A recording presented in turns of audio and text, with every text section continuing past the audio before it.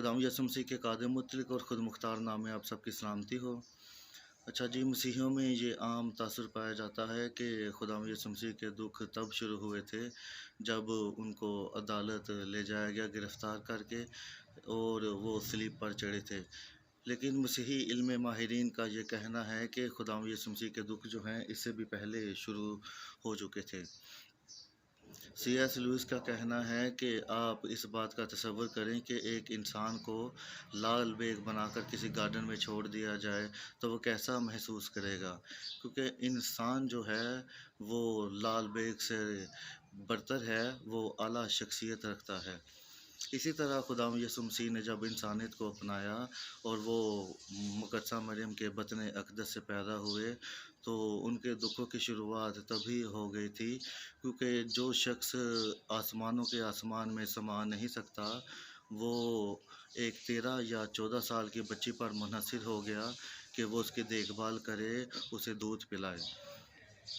इसके अलावा यहूदा अस्करियोती का दुख, जो यहूदा अस्करियोती ने खुदावंद यीशु मसीह को बिट्रे किया, उसे धोखा दिया, वो दुख भी खुदावंद यीशु मसीह के दुखों में शामिल है। इसके अलावा जो पतरस रसूल ने मसीह का इनकार किया था और मसीह के सलीबी दुख के बारे में हम सब तो जानते ही हैं कि मसीह ने वो कितना बड़ा दुख सहा था। मसीह का दुख जो है वो हम सब के दुख से भी बड़ा है, वो इसलिए कि हम सब तो गुनहगार हैं। अगर हम सज़ा पाएंगे तो वो हम अपने गुनाहों की सज़ा पाएंगे। अगर कोई शख्स जो है वो सज़ा पाता है तो वो अपने ही गुनाह की सज़ा पा रहा है। मसीह का दुख हमारे दुख से इसलिए ज़्यादा बड़ा है क्योंकि मसीह एक बेगुनाह शख्स होते हुए उसने सलीबी दुख को बर्दाश्त किया। उसने दूसरों के बिहाफ पर जो है वो सलीबी दुख सहा, दूसरों की सज़ा अपने ऊपर ले ली। इसलिए मसीह का दुख जो है वो हमारे दुख से भी बड़ा है। अब मसीह जो आसमान पर है वो ईमानदारों के साथ मिलकर दुख सहता है।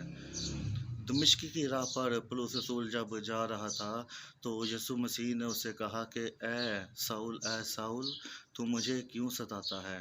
हालांकि साउल जो है उस वक्त ईमानदारों को अज़ार रसानी दे रहा था, लेकिन यीशु मसीह उसे कहता है कि तू मुझे क्यों सताता है। मसीह को सताना मसीह को सताने के मुतरादिफ है, क्योंकि मसीह हमारा सर है और हम उसका बदन है।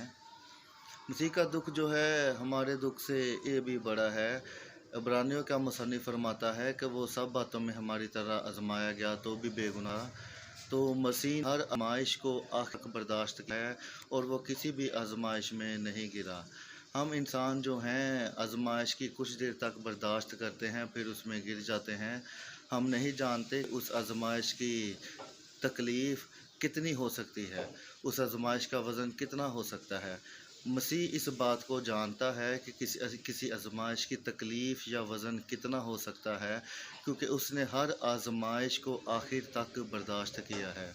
तो मसीह की सफ़रिंग्स और मसीह के दुख हमारे दुख से बहुत ज़्यादा बड़े हैं।